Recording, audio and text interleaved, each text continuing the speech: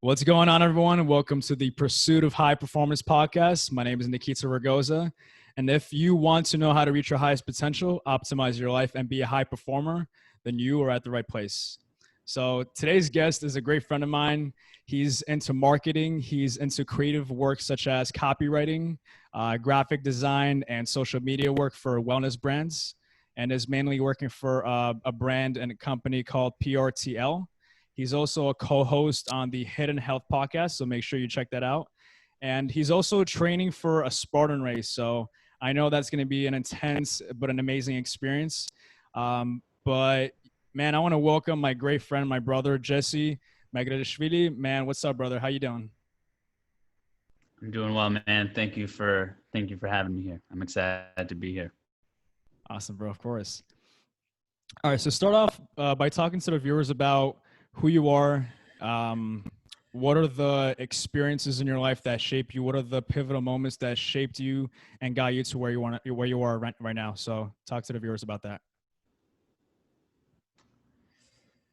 I mean, I'm not sure where to begin exactly because from the I beginning. think there's lots of beginnings. I think there's lots of different places where my life has been shaped and taking me to where I am today. Um, I think just from the top. So my parents had raised me in Brooklyn and Bensonhurst. They're originally from the Soviet Union. My mother grew up in Russia. My father grew up in Georgia. And they had moved here in 91, right after they had my brother. And then I was born in 97. And growing up, I I think I was a I was always a active kid as far as I had lots of energy. Um, but my parents never put me into sports. And so I was very theatrical, lots of energy, but I had nowhere to really put it when I was in school. And so it kind of drove me down a path where I used that energy in what some would say negative ways. I was getting into lots of fights, getting into lots of trouble. I was the class clown. And I did really well in school in elementary. But then as I moved into middle school and high school, I just progressively got worse and worse as far as behavior, as far as the way I was performing in class, and I was just constantly getting into trouble, and thankfully, I had parents who um, understood why I was. To some degree, why I was the way I was and what was going on with the public school system I was in to understand, why is this kid, running amok? And thankfully, there was a point in middle school where my uh, my teachers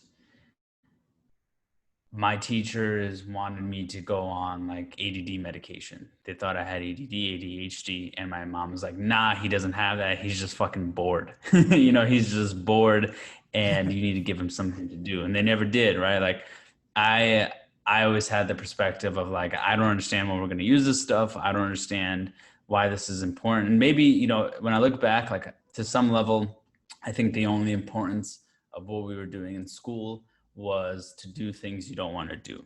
You know, I think that's probably been a huge lesson to me in my late teens, going into my 20s, was like doing stuff you don't want to do is important. And I think I escaped from that a lot when I was a teenager because I didn't have a dream, right? I didn't know why I needed to do things I didn't want to do. I was just told I had to do them, and therefore I didn't. And so as the story goes, I was getting into lots of trouble. I was getting into lots of fight. I was in a gang at one point, and just getting into lots of activity that wasn't supportive to me or to anyone around me. And then I hit an age where um, I used to have a lot of anger, um, for all sorts of reasons. but I used to have a lot of anger, and I would just act out on it. Meaning, like I said, I was either getting into fights, or I would punch walls, or I would be really mean to someone, or I would explode on someone, or just react. And there came a point where I was caught for, I was with my girlfriend at the time, the girl I was dating at the time. And this was the first girl that I ever really liked or cared about, or cared what she really thought about me and wanted. This was the first person, I guess you would say, outside of my family whose opinion really mattered to me, and I cared about what their perspective was on me, because otherwise I never really felt that way. Of course, there was peer pressure from friends and things like that, but I had never cared about someone so much that wasn't in my immediate surroundings. And even at the time, I was so angry with my family that I didn't really care for anyone. And this was the first person I was like, oh shit, like I didn't know I wanted to do well for this person, but there was a part of me that wanted to be of a certain standard for them. Obviously, I wasn't thinking this consciously, but that's what was going on. So there was a time where we were at a mall, and and for whatever reason, just in my impulsive behavior, I stole a hat. And it was for a good cause. I had a friend at the time, his birthday was coming up soon. I knew he liked bucket hats. So I was like, I'm gonna go get him this bucket hat. And fuck it, I'll just steal it because I can. And I was stopped as I was leaving the store by a very large man. And he was like, you're coming with me. I was like, oh, fuck. And so, obviously I was put into mall jail, and I'm sitting there, and I remember distinctly there was this man there who he was one of the security guards, and he was very lighthearted with me. And I don't think this man impacted me that much, as much as everything else that went on with the situation. But he was definitely looking at me and just telling me, like, this is the wrong path. Like, whatever you got going on, whatever you're feeling. And he would point to my girlfriend, who was literally sitting outside, because where the mall jail was located, it was like on the like almost like back end or backstage of the parking lot where the mall actually is. And so you could be outside, and the door was open, and I see my girlfriend sitting there. I'm sitting in this fucking mall jail, and having the security guard pretty much telling me, like, you want her to view you this way, you want her to feel this way about you. And my parents aren't even in the picture yet, but that was the first time, I think, in my life, I must have been 16. That was the first time where I ever actually noted that my actions impact others. And I think for a very long time, I did not feel that way. I felt like I was just an individual, and whatever I did was, again, I didn't even think of this consciously, but I never took other people's feelings into account when I did things. I just did them and paid for it later. But that was the first time I looked at myself and was ashamed of who I was in front of someone else. And then my father, one of the things he hates the most is stealing, is any of that sort of lying, cheating, stealing behavior. And so once I knew he was going to find out, I just knew it was going to be over. I just knew it was going to be a shitty situation. And it was a shitty situation. My parents were deeply upset. They were deeply embarrassed in front of my girlfriend at the time. They were deeply embarrassed for me, and I was deeply embarrassed of myself. And I remember, I got into lots of trouble at the time. And I just remember that I was just like, I have to do something. I didn't know what I was going to do. I don't know how I was going to do it, but I knew I had to do something. I knew I had to change. I knew I had to get better, because at the same time, I had friends older than me who were doing the same shit I was doing. They were dropping out of high school, or they were failing out of high school, or they weren't getting into any colleges. They weren't really doing much with their lives. They weren't really going anywhere well. And I had friends who were going to prison, and I had friends who were just going deeper into gang life and destructive behaviors and things like that. And so the writing was on the wall, as they say. And I remember distinctly, I never liked reading.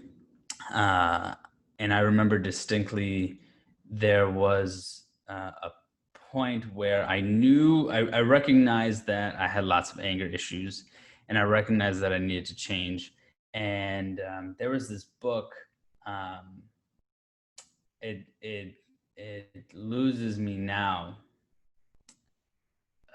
Man, I wish I could remember, but it was something about uh, it was a book about how to handle stress for teens specifically. It was like they had this book for adults, but then they had a version for teens.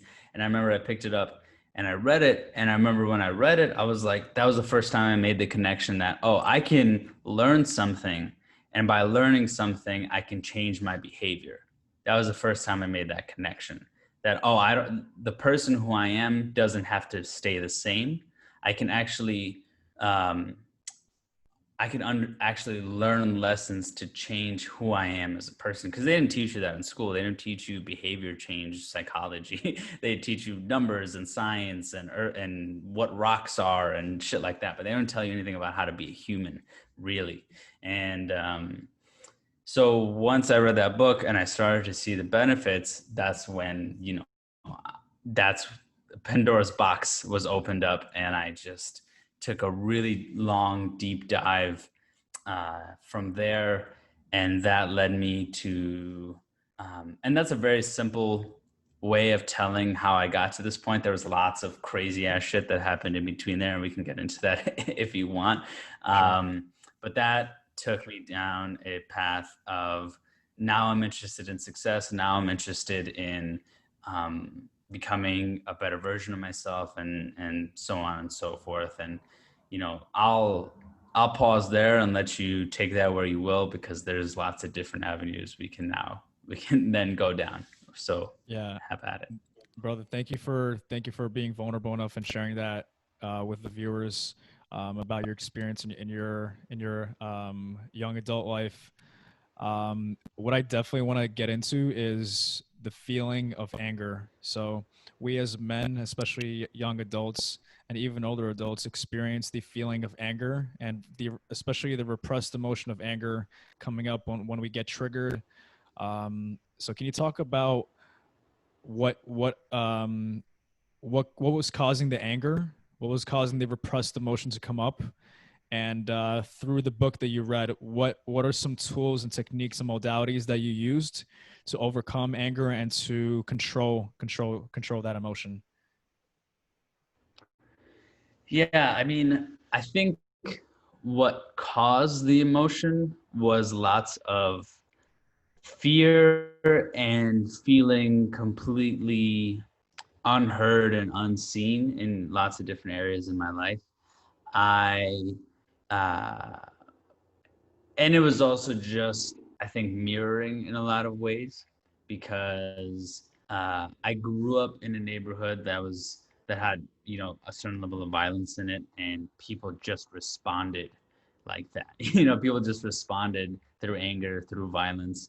And I grew up in a household where, you know um, I love, and I want to preface this by saying, like, I love my family. My family has lots of beautiful attributes to them, and just like everyone else's family, there are things that are not always supportive towards one's healthy lifestyle, right? So you're gonna get the yin and the yang, the bad and the good with everyone. And so one of the things was that my parents really liked to argue. I think, especially at the time, my especially in high school, that was when a lot of things changed within my parents' dynamics. And me and my brother had a very tumultuous relationship for most of my childhood. Um, and I just learned, the way I learned to express myself was bottle it up, because you have to be the emotional support system for your family, for those around you. And then I would bottle it up to the point where I could no longer hold it in, and then I would just explode. And then that explosion would show up as just me yelling aggressively, or crying aggressively, or smashing things like walls, or breaking things, and um, and again getting into risky behavior. Just um, into fights and violence and doing things because I just didn't see. I didn't see there was nothing else to do. You know, you take someone who has a lot of energy. You take someone who has a lot of, especially a boy, and I think this is why we see a lot of young boys getting into trouble and getting into risky behavior that's not supportive, is because when a boy doesn't have a purpose, he's going to create a purpose. Um, and he's gonna choose the road most traveled by, because he doesn't have the discipline or the patience or the uh, the will to do anything else. He doesn't even know what those things mean. So what is he gonna do? He's gonna do what's gonna give him that feeling as fast as possible. And so when you're getting into a fight, and you're feeling that risk, you're feeling that sense of failure and reward, you're feeling that acknowledgement by your quote unquote brothers, you're feeling that sense of, I don't have to focus on any of the other pains in my life because this is the most intense pain I can attract myself to. Um, uh, I'm going to focus on that. Or if, fuck this teacher, fuck this school, fuck this, that, and the third, because what do they know about me? What do they understand about me? They know nothing. And I'm just going to do whatever the hell I want because I can, because I have to posture somewhere in my life, because I don't have I don't have anywhere really to posture. So I'm going to create posture wherever I can. And I think that's how that happens. And when it comes to what did I learn uh, to start dealing with that anger?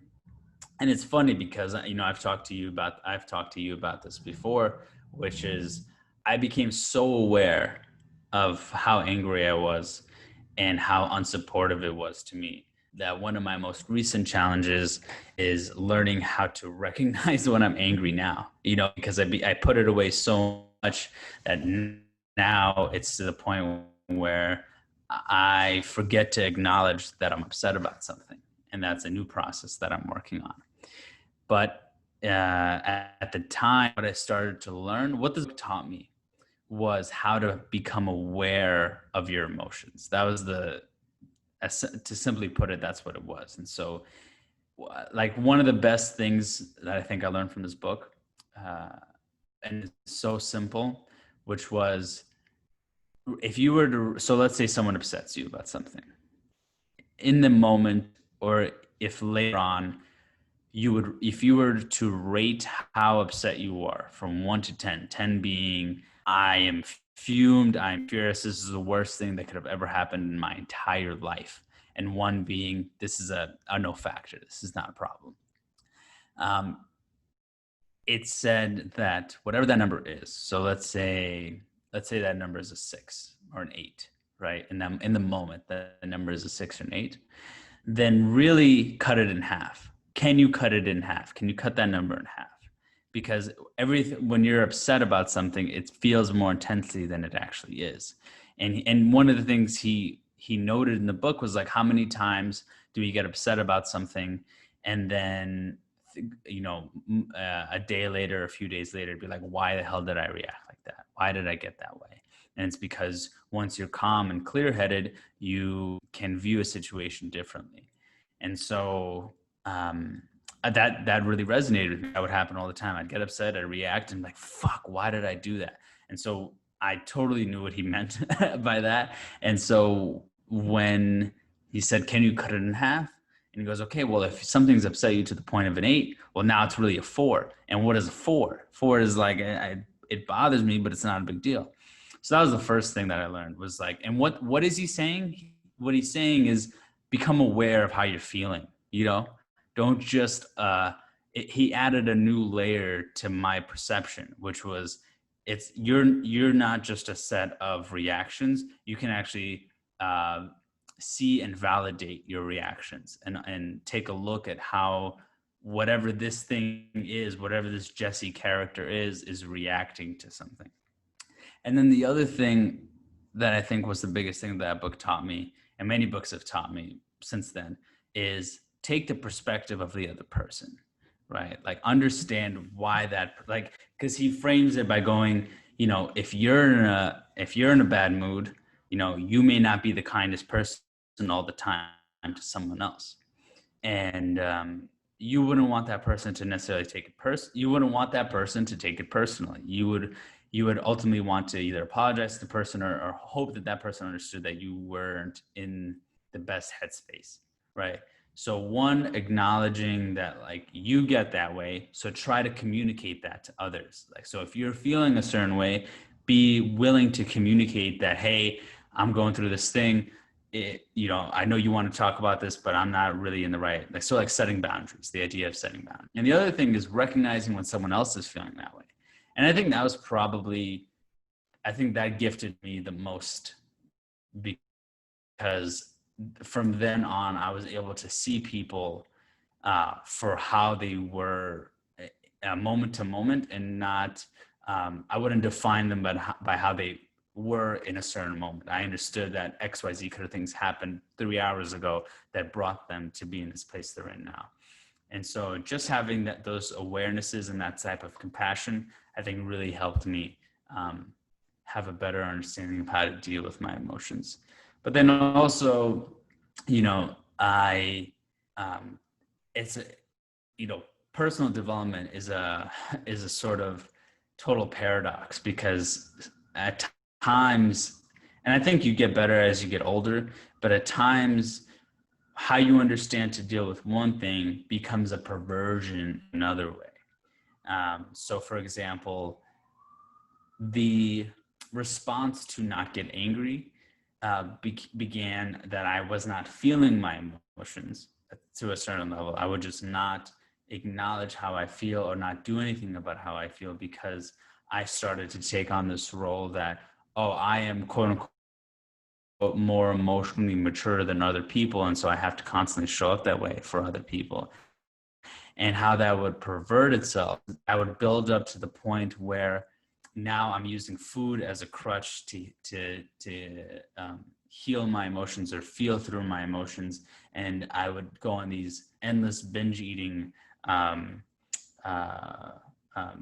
shows or phenomenons to do something with the way I felt, because I couldn't acknowledge or express that energy anywhere else. And so it was through food that I would somehow allow myself to feel anything with whatever was going on in my life. And that process took me down a road where, okay, how do you start feeling what you're feeling early enough so you don't have to put yourself in a situation where now you have to use these substances as a crutch.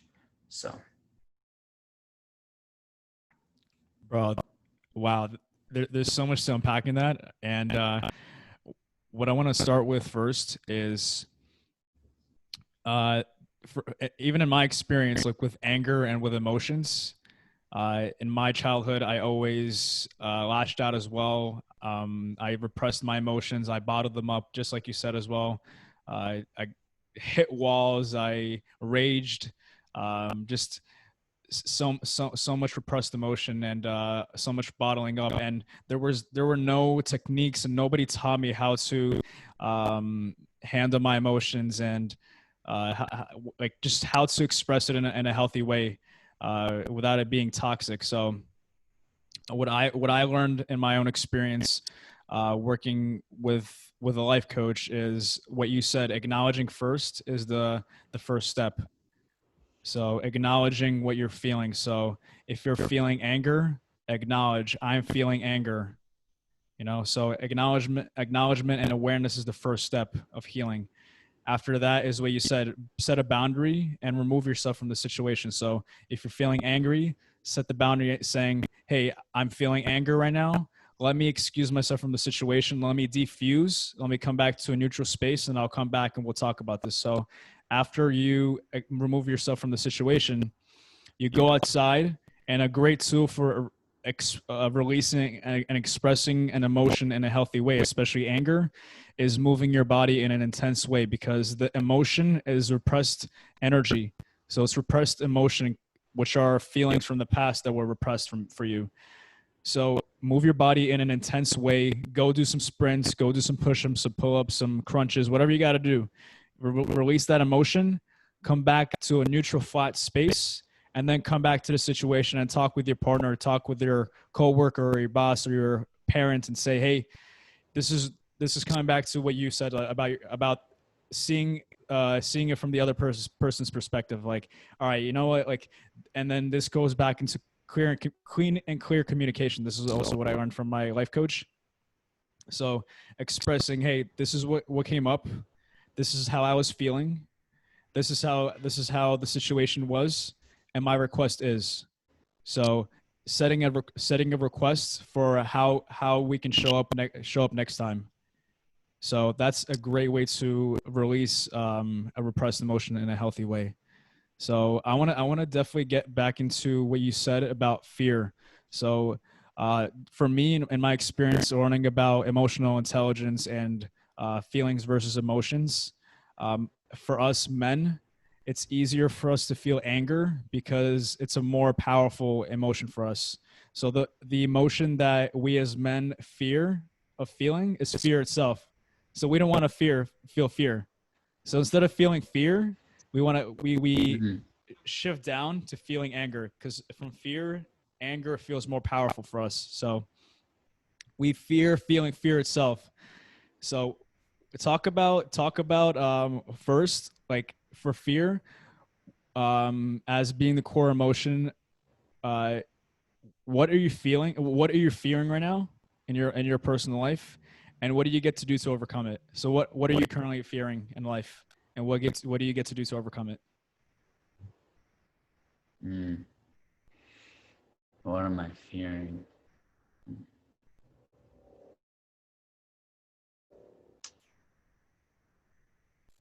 I fear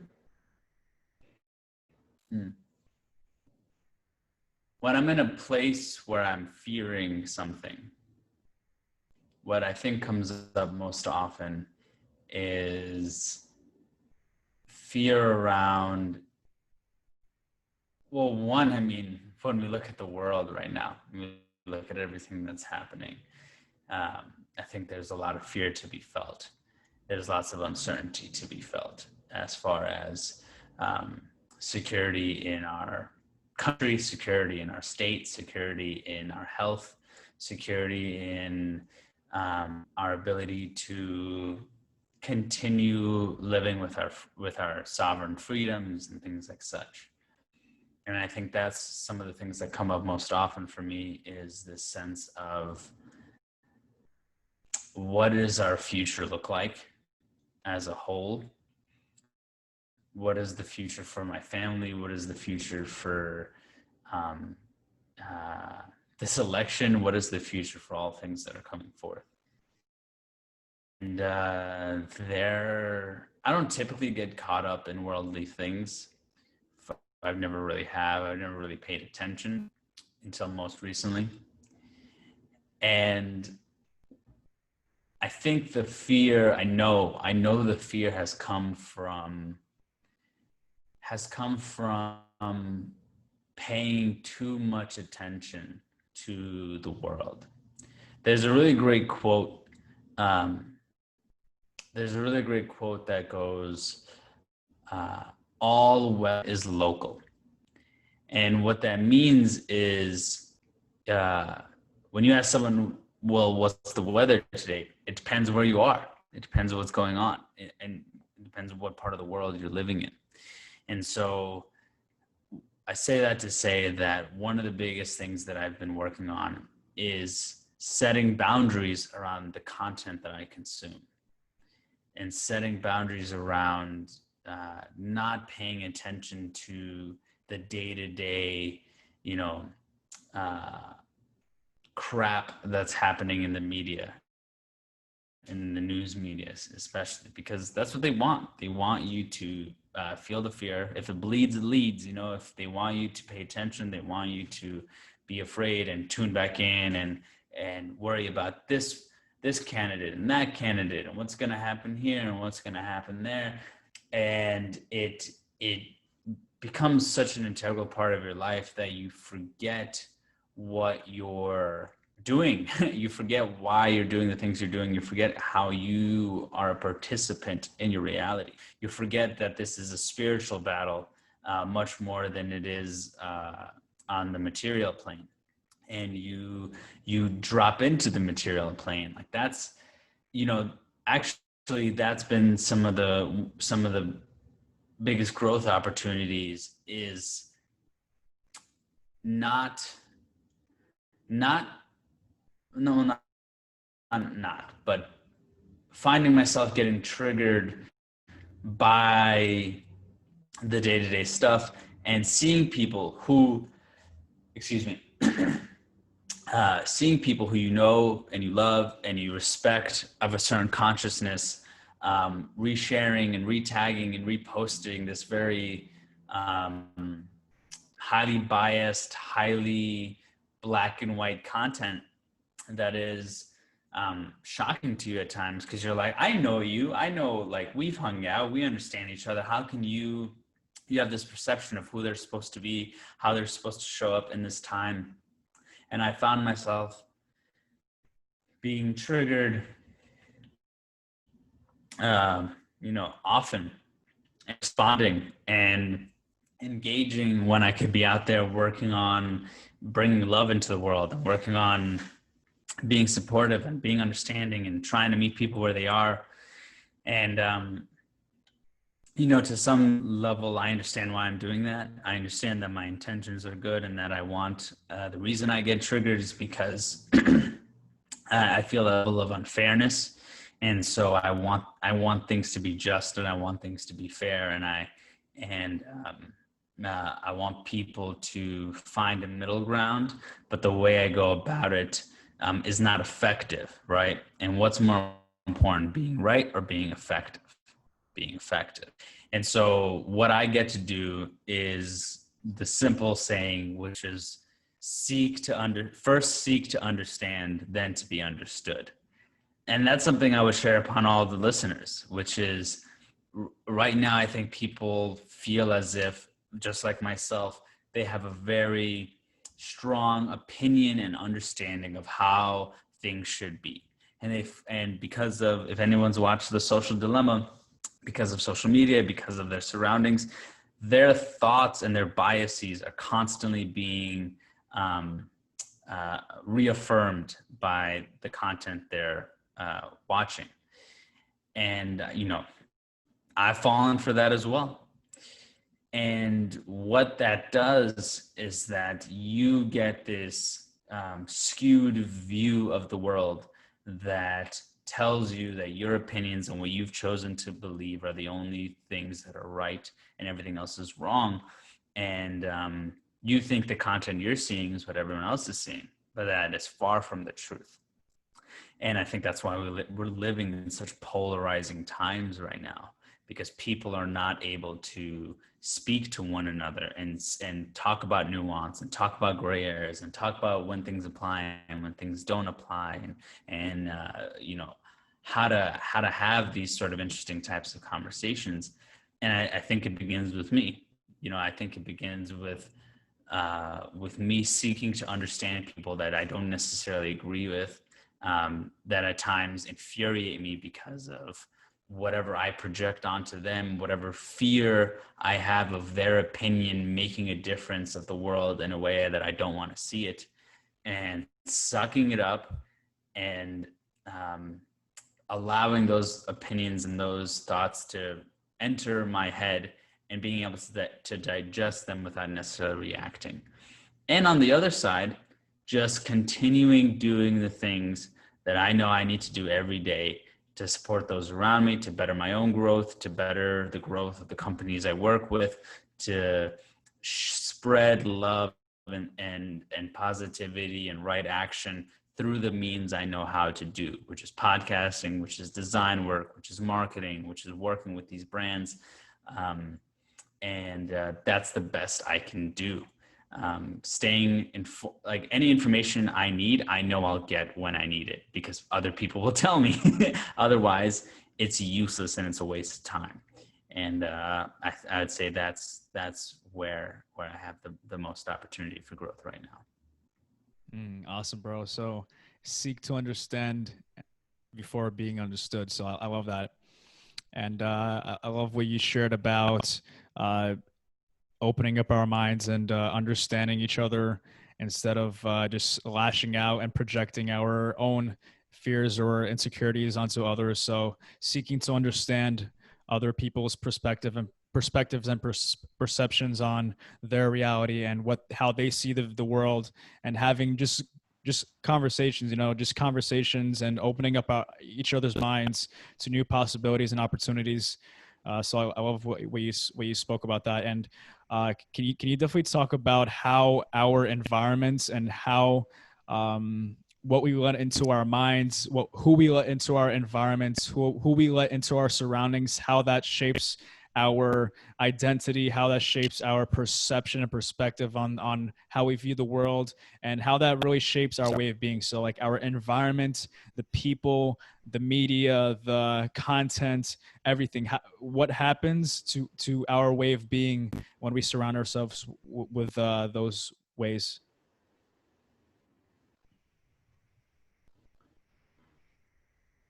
Yeah, I mean, it's probably the most, it's not probably, it is the most important thing because um, no one, uh, no man is an island. I think that's how the quote goes. No man is an island, meaning that everything you are, from the way that you dress to the way that you comb your hair to the way you make your breakfast to the way you go to bed, the music you listen to, the work you do, everything you do is based on the choices you make are based on the belief systems that you've interpreted and gained by those around you and by the environment around you. Just go, if anyone's traveled before, go to any other country, go to any other city, go to any other borough, or in New York, and you'll just see the distinct differences based on the environment that you're in. And um, it it has been probably the most critical aspect to my life. When I look at where I am today and why I am who I am, I would not be anything if it was not for the people in my life, and all for good and for bad. And I will tell you this: when it comes to when we're talking about that, I had lived in San Diego for about 6 months. This is actually 2 weeks before I moved back to New York, 2 weeks before the shutdown, funny enough. And when I was living out there, I was living in a town in San Diego called Carlsbad, which is a beach town. There's not a lot of young people there. It's not a college town. It's a family town with, a lot of people who are older or a lot of people who are much younger than me. And I don't have a car, so I didn't drive anywhere. I biked to work, I biked back, and I spent most of my time alone. I didn't really resonate with my roommates at all. We really weren't at the same wavelength.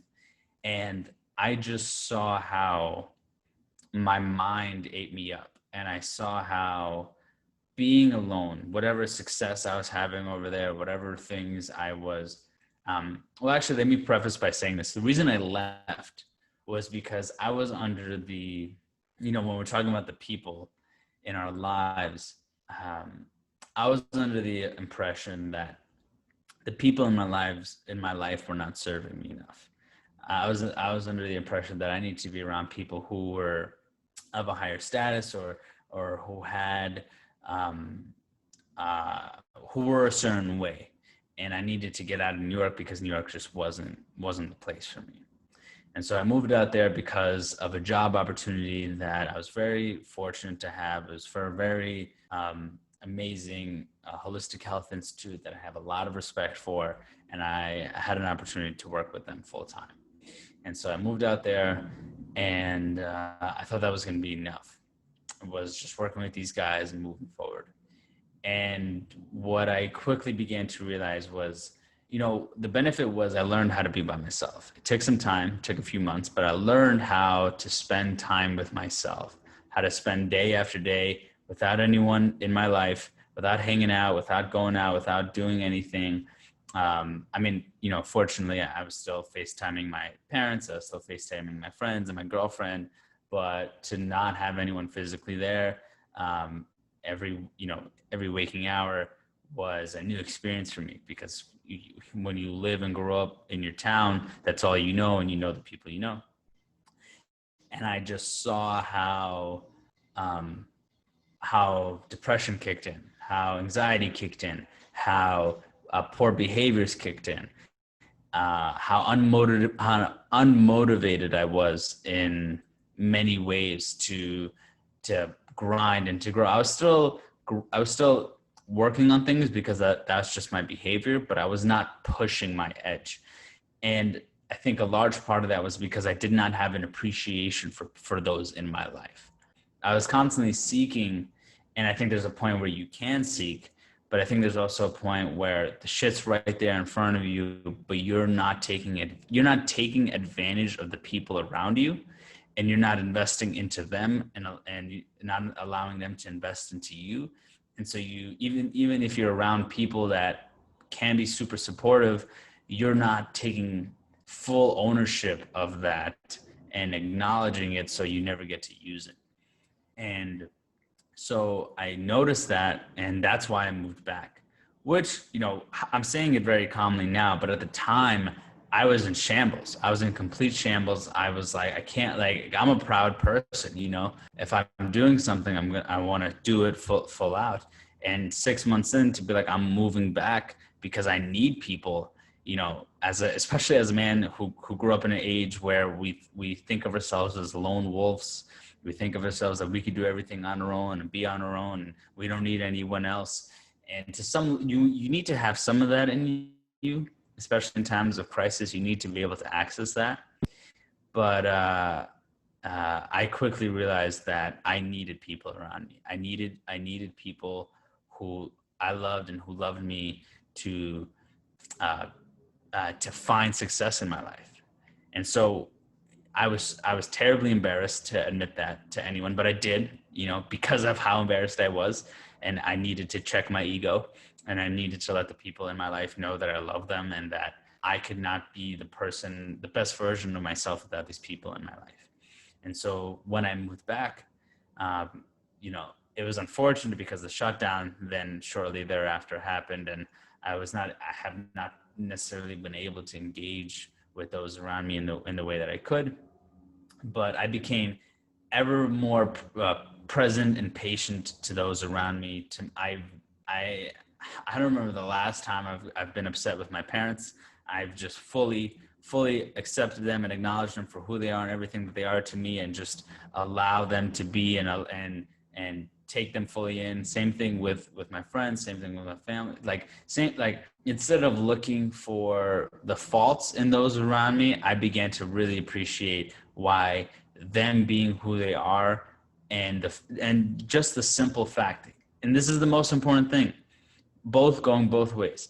If there are people in your life who support you and want to see you succeed, and get excited when you have success, and don't get in the way of that success, right? If they're just there, fuck everything else. It doesn't matter. Fuck everything else. If they want to see you win, keep them around, and vice versa. It doesn't matter how amazing they are in one thing. It doesn't matter what opportunities they can bring you. It doesn't matter how pretty they are or how cool they are.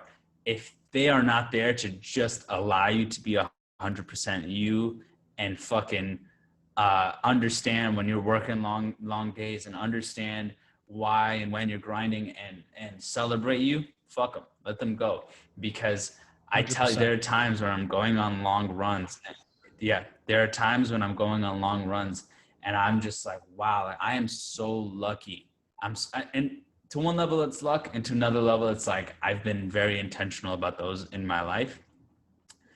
I'm so lucky that every person who I consider a friend or a loved one is so supportive of me and is constantly cheering me on, right?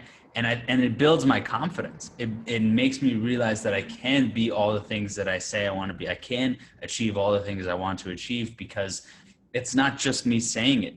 It's all of those who see that in me and see more than that in me, and make me rise to the occasion to show up every day and, give what I got. So I say all that to say the people in your life are very important, and choose them wisely. 100%, bro. 100%. So, man, thank you for sharing your experience moving to San Diego and why you moved back. I just want to definitely relate to you on how, in my own experience, how who we surround ourselves with, the environment that we're in, how that shapes our beliefs and how that shapes how we show up in the world. So, in my own personal experience, 2 months ago, a past relationship ended, and I had a breakup from a previous relationship, and that was a huge blessing for me and my life, because I became conscious and aware how the relationship wasn't serving me, and the the the woman wasn't serving me. And I can definitely relate to you on what you said just now. How if there's somebody in your life that acknowledges, understands, accepts, loves, and supports you, and those are the five pillars from our friend Daniel: acknowledge, understand, accept, love, respect, and support you. If they support you and accept you for who they are, for who you are, then those are the people that you get to be grateful for, and those are the people that will lift you up and hold you high. So that's why it's so important to really surround yourself with people not only like-minded, but also people that will love you and accept you and will support you no matter what, no matter where you are, no matter what's going on. They will be there for you. They will cheer you on, and they're going to support you no matter what. And I definitely want to touch base on something else you said about being alone. And there's also a blessing in being alone as well. So in my experience, I was always around people. I was always around my family, and with the previous relationship, always around that woman. So I never got a chance to really be by myself and understand who the fuck am I? Who is this identity? Like you said, who is this Nikita? Who is Nikita? So these past few months, and working with my life coach, Mark, shout out to you, brother. I love you, and I'm really grateful for all the healing work that we've been doing together. So these past few months, I moved down. I got my own place. So working on responsibility and just having my own place is so healing as well. So when you spend time with yourself, there's two things that happen. You said one, some people can see it as a lose-lose situation, that you're in a depressive state, that you don't know what you're going to do. But the people, if you shift your mind state to, this is happening for me, and I'm going to use this as an opportunity to find myself, to go within, to know who I am. That was the mindset that I shifted for myself. Like, all right, this is where I'm at. I'm by myself. One, loneliness came up. So the feeling of loneliness came up. The fear of loneliness came up. But I was aware and conscious enough to understand that that was just a feeling that was coming up. That wasn't my reality. So when I became conscious and aware of that, I'm like, all right, great. This is a feeling of loneliness, and this is a feeling of fear of being alone that was coming up. Great. I'm going to sit in this. This is great. Let me sit in this emotion. Let me feel it. Why is this coming up? Where is this coming from? What's causing this? And I understood that being with myself, understanding who I was, journaling, meditating, having these disciplines, doing things for myself, tremendous healing process. Like, let me share with you an experience that I had this past Saturday. So I have daily disciplines where I have a morning ritual and an evening ritual. And in my evening ritual, I do a 20-minute meditation as well as in the morning. So in that meditation, I went so deep that I accessed a lot of repressed emotions of anger and loneliness and sadness from my gut, from my diaphragm. So one, it was a lot of sadness came up, which caused me to cry, but without tears.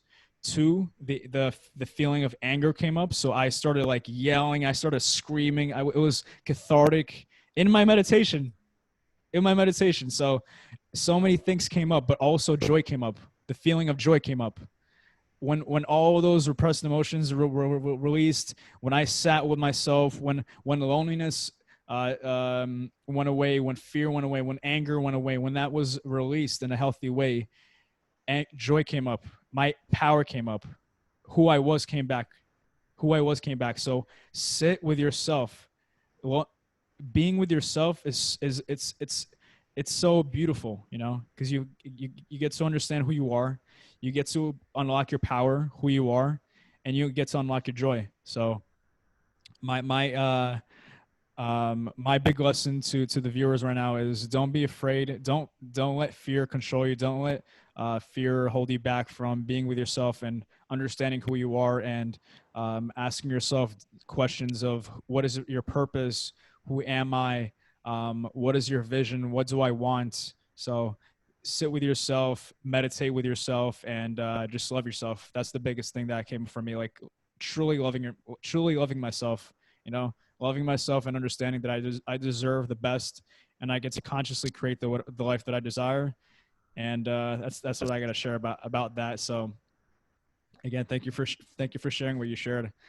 I wanna go back to the beginning of what you spoke about in the beginning of how you used food to cope, with the feelings that you were experiencing. So can you share the experiences you had using food, how that caused you to gain weight, and what you did to let that go and get into health and wellness? So how did you use food to cope? What did you do to improve yourself, to change, to get into health and wellness? Yeah. So, um, I mean, it's been a journey for sure. I'll start with that. And so that could be a whole podcast on its own to discuss my relationship with food and how that's evolved over my lifetime. I'll start by saying, I had always been a chubby kid since I was young.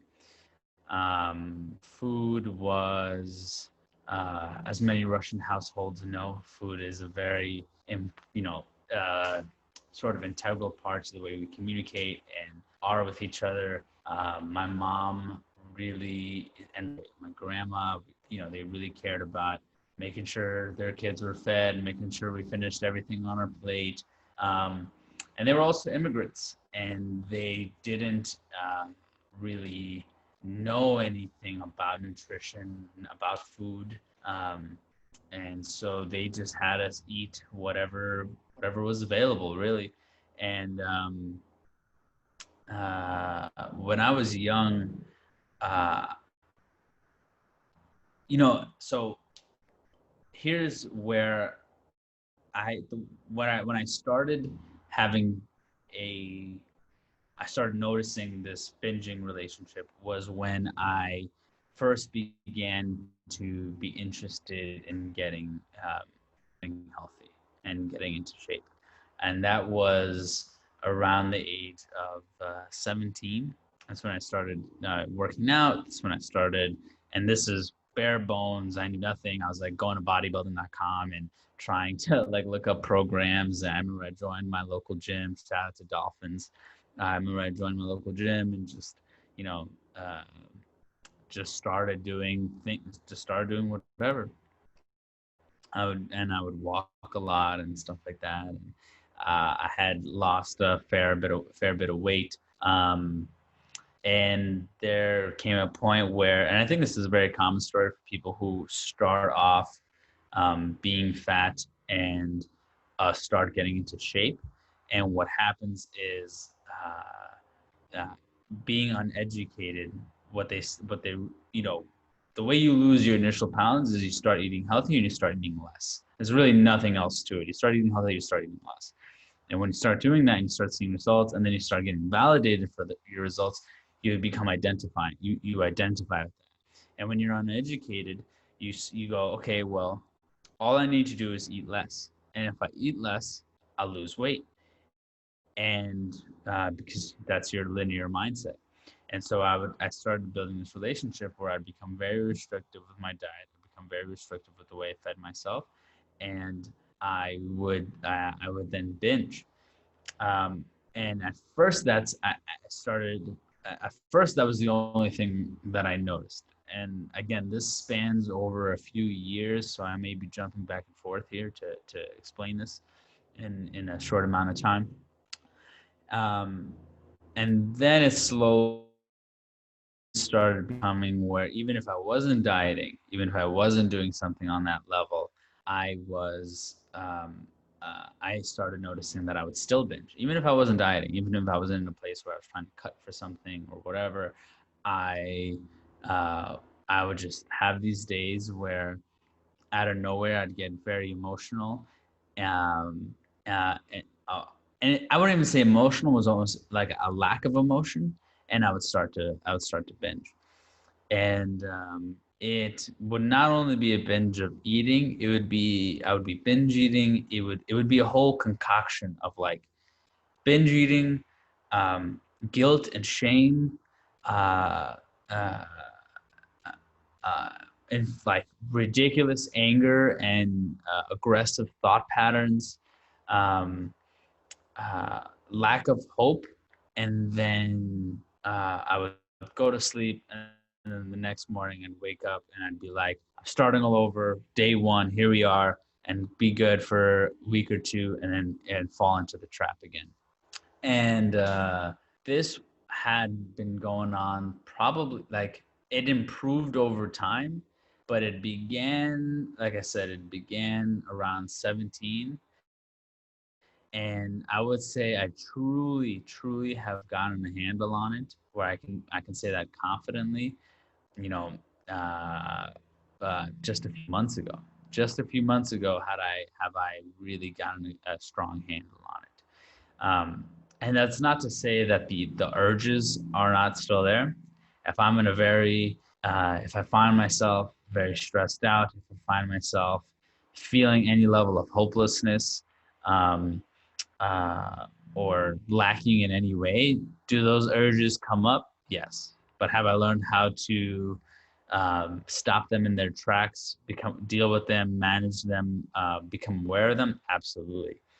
And how did I get there? Well, first, we could start at the physical level. So at the physical level, I I have just become very knowledgeable in nutrition and how nutrition works, um, how food, the quality of our food impacts the way that we feel. The quality of our supplements impacts the way that we feel. Lack of certain nutrition, lack of certain um, vitamins impacts the way that we feel. And I think there's absolutely something to be said that any mental health responses or reactions we are experiencing, um, at the most basic level, can be addressed with our nutrition. And so when it came to body modification or building strength, building muscle, getting lean, all those things, I started taking a much healthier approach and a much more long-term approach. So I stopped going, oh, okay, if I need to cut 10 pounds or 15 pounds, I'm not going to do it in 2 months. I'm not even going to do it in 3 months. I'm going to do it in half a year. I started creating goal systems for myself where I would make very incremental changes, and so that they weren't too large for me to take on. And again, I switched to higher quality food sources, higher quality supplements, to help with all of those, all of those things on a basic level. So that's the physical. From there, uh, I would say from a mental perspective, what happened was I began to become more and more aware of what was going on. So I began to see the patterns. I began to acknowledge the patterns. I began to see why I was doing what I was doing, and what I got from it was it was suppressed emotions, it was repressed emotions, it was an inability to cope in a healthy way with what was going on inside of me. and what was going on in my world and how I felt about things and how I and just my general perspective of what this was. I started to make it bigger than what it really is. I started to become very attached to this. I started defining myself as someone with an eating disorder, um, and and I think that has a lot to do with just the way these things are communicated about. And it's an interesting topic because I don't think that's necessarily healthy. I don't think it's necessarily healthy I understand because you're accepting what's going on and you're validating it. But when you attach it to yourself, you are now someone with a problem. You're now someone with a disorder. And it intensifies the guilt and the shame around the topic. And so I started noticing that I was victimizing myself to it. I was allowing this thing, and we'll get into that when we get into energetic and spiritual, what I began to do there, to run my life, and that I had to sort of not be 100% of everything I could be because now I'm this person with this type of disorder. And so again, I started to notice the patterns. I started to notice everything that would come up, and I would, now that I'm becoming mentally aware of these patterns, I can shift my actions.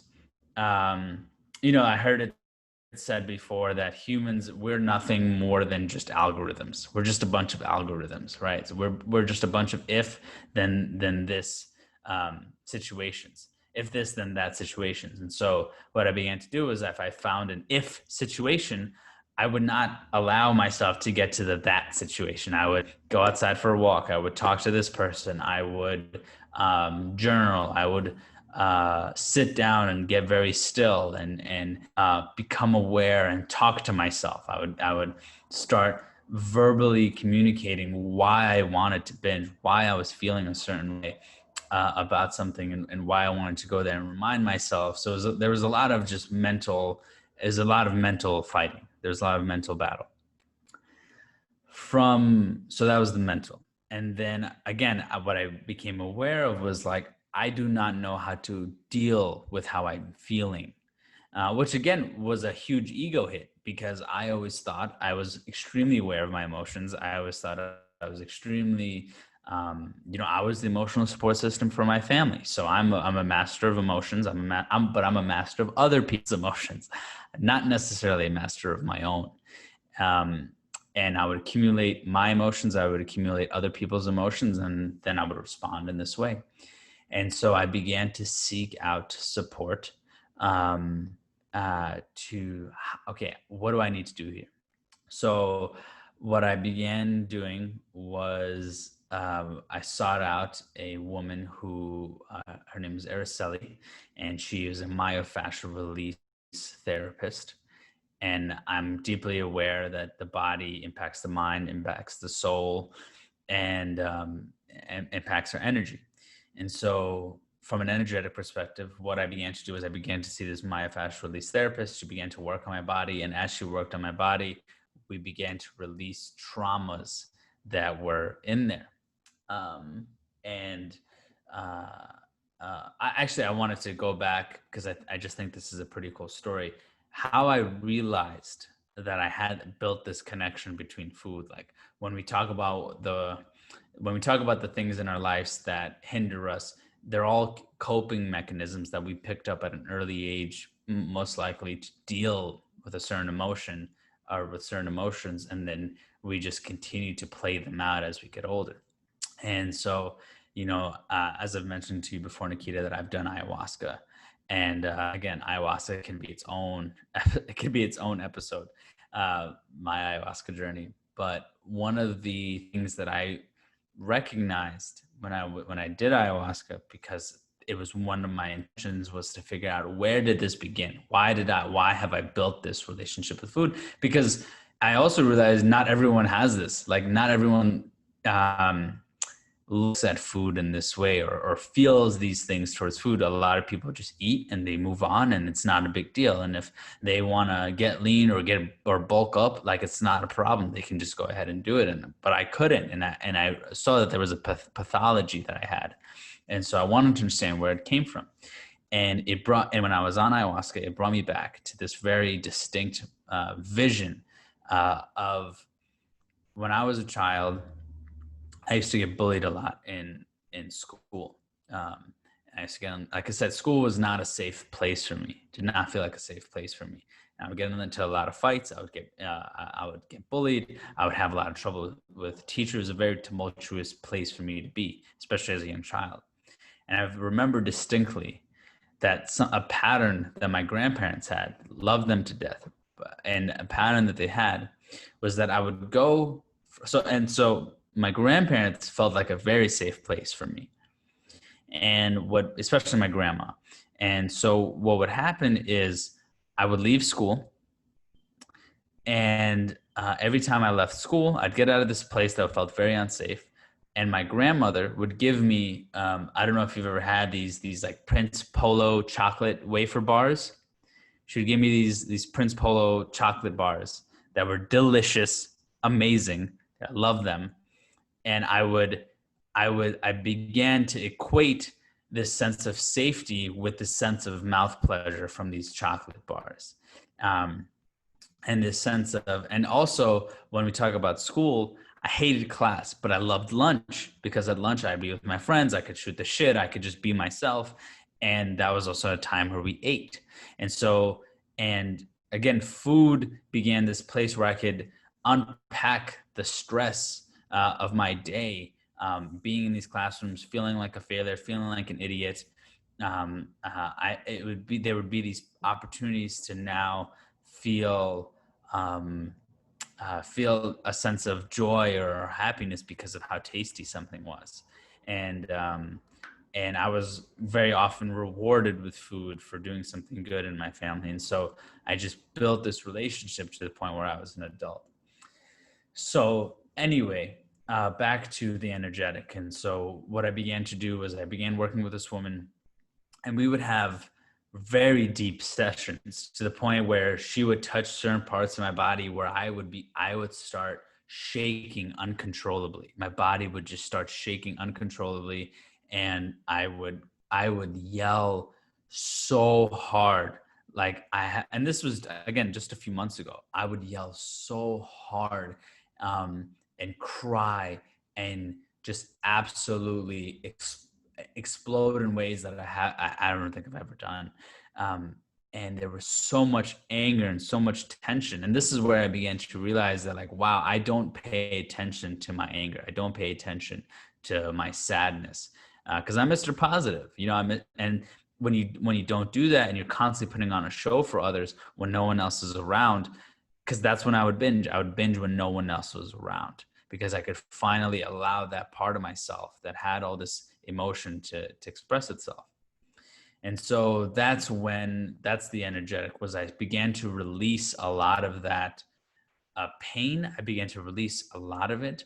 And I began to cultivate an awareness of when I was feeling a certain way, and allow those things to be there. And so now when I find myself feeling that type of emotion, when I find myself feeling anger or feeling sadness or feeling frustration, I allow myself to experience it.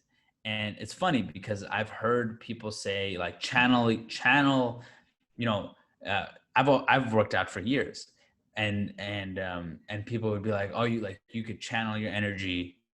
People would take whatever was fucked up in their life and channel it in a workout, or channel it in a sport.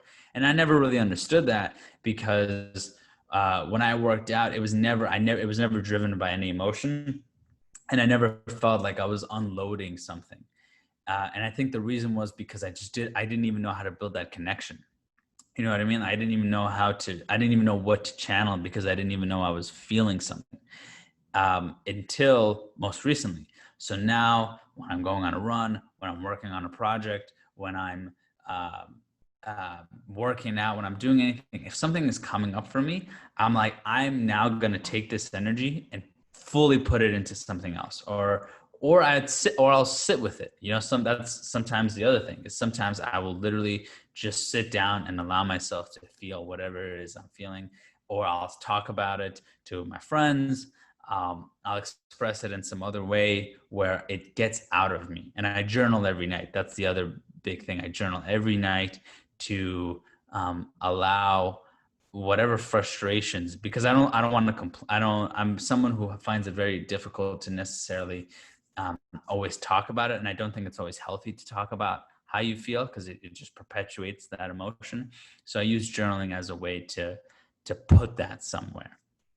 And then finally, from a spiritual perspective. So from a spiritual perspective, what I began to learn from one of my mentors, his name is Elliot Hulse, is to not identify with what's going on. I've chosen to take the perspective that those actions are actually demons coming to attack me. They are demons who are trying to hijack my brain, who are trying to hijack my spirit, who are trying to hijack the ultimate version of myself.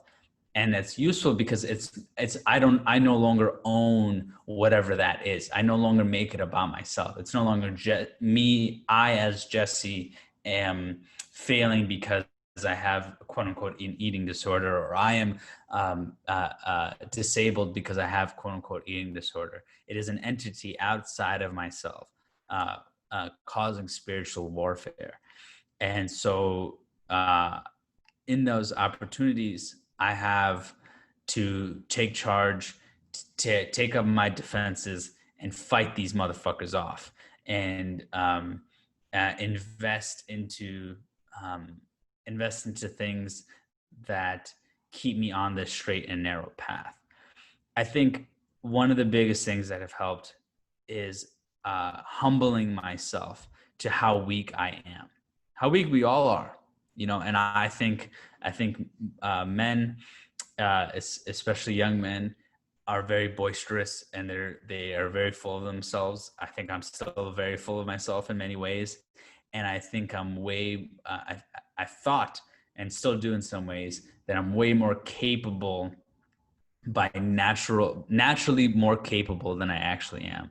And what I've grown to realize is that without discipline, without those things in my life, my daily routine, things I do day in, day out, without the people in my life, without nurturing those relationships, without nurturing those goals and dreams every freaking day, I will resort back to low level behavior. And this is where I make a distinction. I understand being compassionate onto yourself. I understand that. I understand acknowledging and being compassionate to the way you've dealt with things. But there's a level of no negotiation. No negotiation. There. I have boundaries with myself, where I will not, if I am who the fuck I say I am not going to allow myself to be put in a situation where I am doing low level behavior, and acknowledge that it's low level behavior, it's bullshit, it's pussy shit, and we don't do that. We do not do this, and it's unacceptable. And I think we need more of that today. I think people want to be soft with others. I think people want to be so understanding and be so forgiving and be so like, well, you're going to get there, you're going to make it, and take it one day at a time. And I think there's a level of that that's effective. And I think to some degree that type of mentality has supported me. But I think what's taken it over the top is being brutally honest with myself when I'm being a piece of shit. Like when I'm just being a piece of shit, I tell myself, hey, you're being a piece of shit right now, and you need to get it together, because you don't have the time. You don't have the luxury to act like this. There's too much to get done. There's too much turmoil in your country, in those around you, that you cannot show up like this. If you're choosing to be a leader, if you're choosing to be a light for others, you got to fucking step up and hold the line, as Jocko Willink would say. Hold the motherfucking line. So that's it. Brother. Wow, man. That was so much, man. Wow. Wow, man. You just unpacked a lot of stuff. Wow. Yeah. Yeah. So just to mirror back to everyone what I heard you saying to everyone else to clarify. So from a physical perspective with food, uh, it all stems back to past traumas and coping mechanisms, to the hurt or the pain that we have experienced. So in your case, the bullying and the unsafety that you felt at school. So with the safety that you felt with your grandma and the food that you put in your body, it made you feel safe. So you attributed that to a coping mechanism to make you feel safe. So the first thing is awareness. So become aware of how you use food. Is it a coping mechanism? And anything else, like if it's a drug or if it's alcohol or cigarettes or marijuana, whatever you use to cope, notice that and ask yourself, where did this come from? Where is the coping mechanism? Like, what was I coping as a child? Where was I feeling unsafe?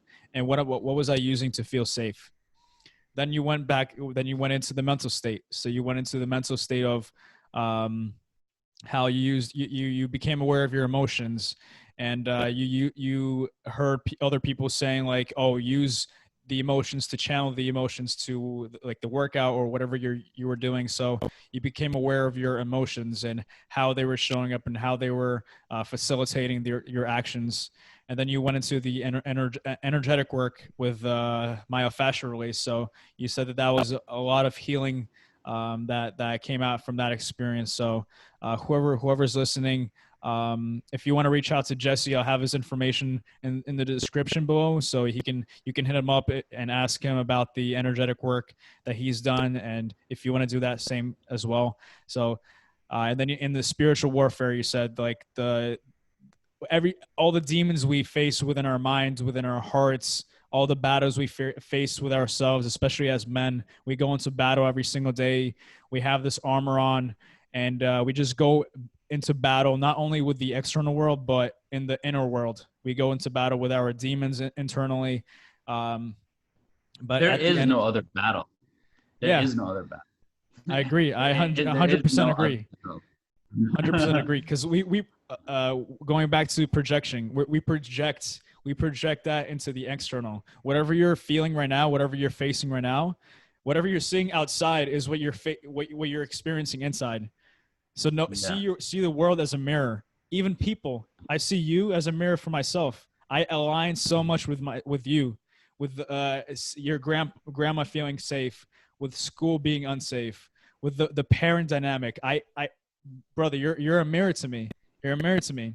So to everyone listening, see everyone as a mirror. See every experience as a mirror to what gets to be healed within. What are the repressed emotions that get to be released in a healthy way? What are the traumatic experiences in your life that cause you pain and suffering and sadness? Look into that. Find any different modality that you can use to release any of that and heal. So thank you for sharing all that. I want to touch base on a few things. What inspired you to get into a Spartan race? What inspired you to join a Spartan race, and what does it take to prepare for that, and what does it take to just really get into shape, into training for that? Yeah, I think it's a perfect segue into something that I wanted to also just add to everything with the binging and everything with the spiritual warfare, which is we live in a very comfortable society for the most part. Probably if you're able to listen to this, you live a very comfortable life. If you have the time and the resources to listen to this conversation, you probably live very comfortably. Even if you think you don't, in comparison to 95 whatever the percentages of the rest of the world, you live a pretty good life. And I don't know if humans were designed, I don't believe humans were necessarily designed to live as comfortably as we do. Our motivations are not in comfort, our motivations are in suffering. We find ourselves through suffering. We find ourselves through pain. And that doesn't mean that I wish um, that doesn't mean I wish upon myself demonstrous things to happen. I don't. I don't want that. And that doesn't mean that I think everyone needs to live in just terrible conditions all the time. I don't. I think it's awesome to live comfortably. I live terribly comfortably, and I love it. But I also believe I also believe you need to create suffering in your own life. You need to create suffering so you have purpose, so you have a reason to get up in the morning, so you have a reason to do all the things you're doing because, um, yeah, you got to get after it. And when it goes back to the spiritual warfare, is if you're not suffering to some degree every single day, if you're not creating those opportunities to suffer every single day, then you're going to be weak, and the weak do not survive. And that's just the truth of it. And suffering looks different for different people. Um, uh, Suffering doesn't necessarily mean you have to take on a physical pursuit, but for me it does. For me, that's a place I know I can suffer. That's a place I know I can grow and suffer. And that's not the only place I suffer. I suffer at work. I suffer with the skills I'm learning. I suffer in multiple areas of life by choice. But I have a deep passion for physicality. I think when we talk about men, I think men need to be physically strong. That doesn't mean you have to be the strongest person on the planet. That means you have to be the strongest person you can be. Yeah. And if you're not that, you better start yesterday working on that. I think 100%. I think it's just a baseline again, and to your level of strength. It doesn't mean there's no standard for what that means. It just whatever you're capable of doing, get as strong as you can with that, and with the resources you have available to you. Um, and so I began following guys like the Iron Cowboy, who's done like 50 Ironman in 50 days in 50 states. He's got an incredible um, documentary about it, which is just awesome. Obviously, I follow guys like David Goggins, who's done multiple ultra marathons and triathlons. And, I was, like I said, I've never been in sports as a child. So I've never, I mean, at summer camp, we did like some competitions, but I never was a fit kid. And so I kind of put that behind me until most recently I started listening to these guys, and I was like, wow, these guys are like my age when they started. These guys kind of started much later in life in sports, just like I. And so I was like, well, I know I could do something here if I push myself. So, Ruben and my buddy Ruben, my co-host Ruben, we got to talking um, about, training for something. And he was having his own challenges showing up in his masculinity in his own life. And, we talked about like, we need to put ourselves through the grinder in some way. And he found a Spartan somewhere. And at first we were looking at the 10K trail race, and which I thought was awesome. And when I went on the website, I also saw that they were having a half marathon. And so I was like, hey, why don't we do both? Why don't we do a half marathon and a 10K obstacle course? I think this is a great place to start. I think if we want to take this further, which I definitely do, if we want to take this further, we can after this. I think it's an incredible journey to document and to share experiences and to see what we can create out of it. And he was down, I was down. So we were like, fuck it, let's go. Let's push our bodies in towards an uncomfortable place. And so that's where we decided to make it happen. And so we began our training just about 2 months ago. And the competition is in February. And what are we doing for the training? Well, from a running perspective, running 4 times a week, adding about a mile a week to our total distance. making sure our pacing's on point, making sure our heart rate's on point, and that we're keeping track of that. And so right now I'm doing, above 15 plus miles a week, moving into maybe about 20 plus miles a week by November.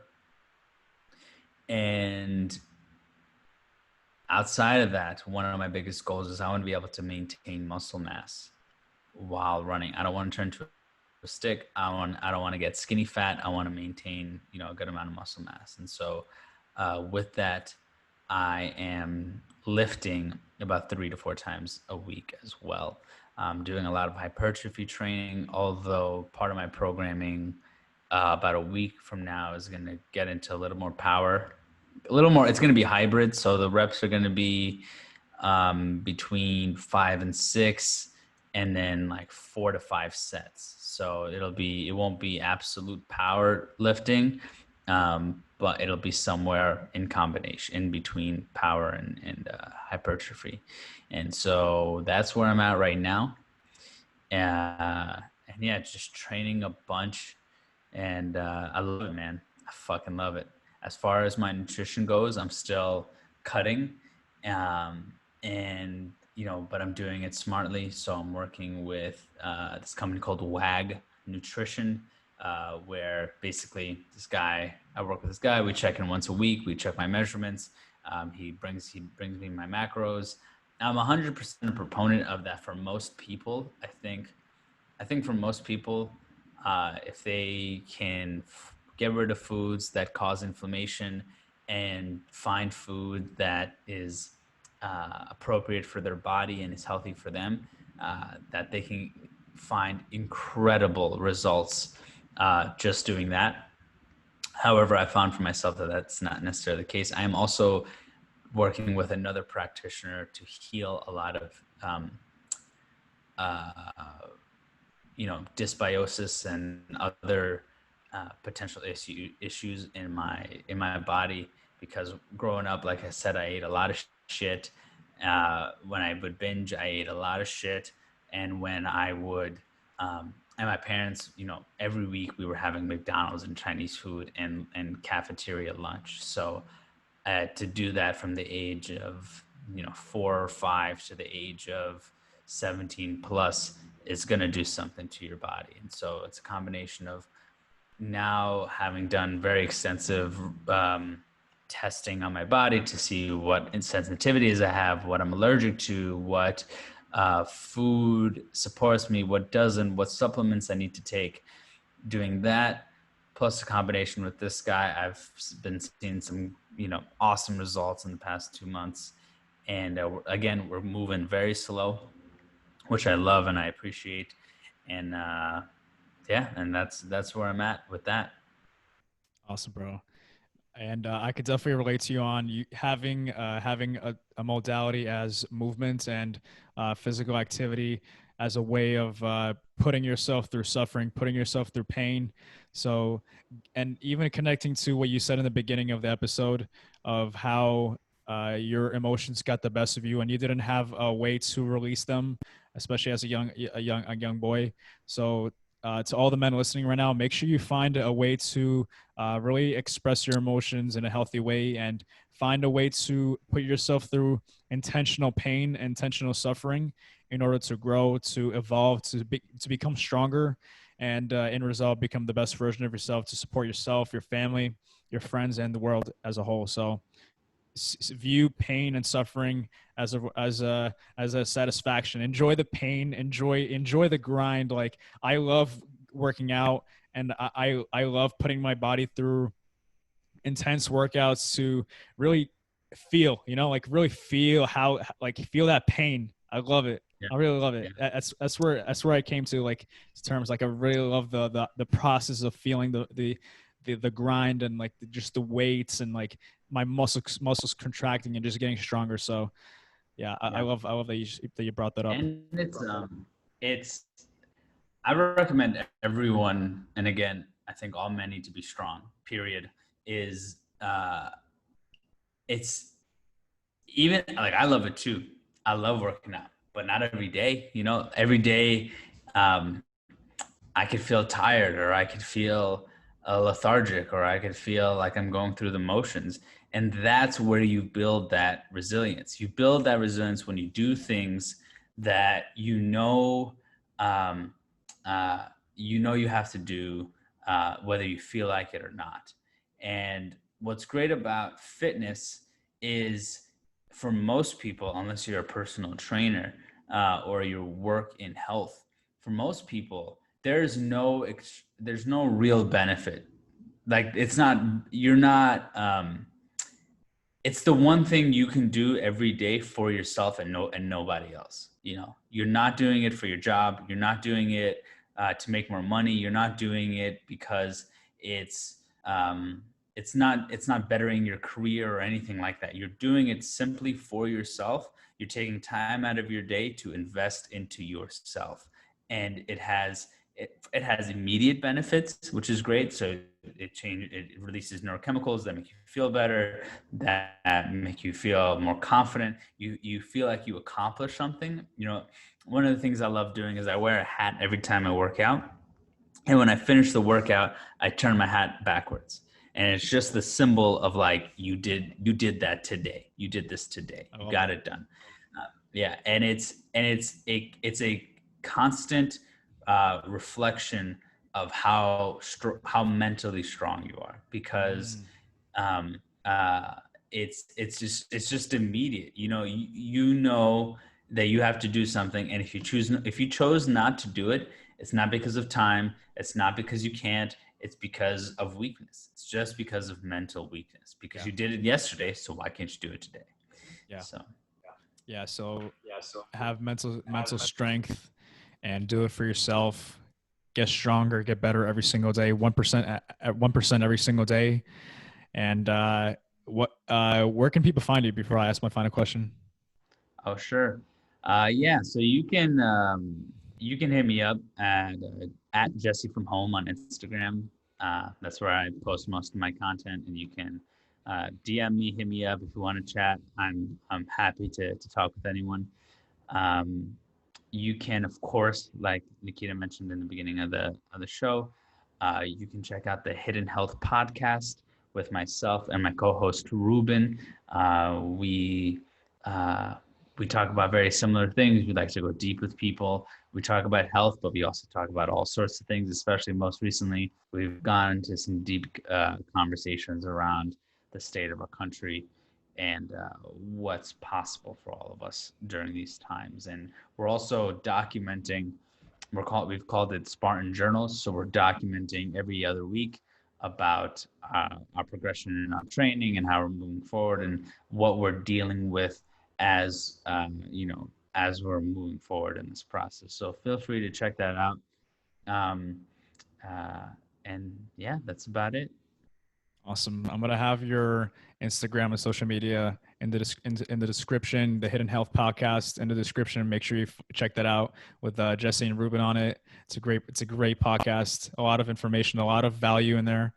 Yeah, we got to bring you on, man. I'm excited for I'm excited for that. Let's make it happen. Put you on the hot seat. You know what Let's I mean? make it happen. My final question for you is: what is your definition of high performance?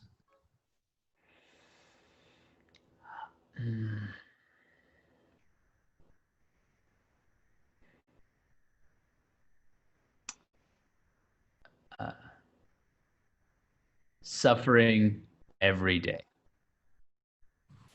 Suffering every day. Love that. That's it. Just suffering every day. Love that. Make sure you like, subscribe, and share this podcast episode. And until next time, be legendary and pursue high performance. Peace. Peace.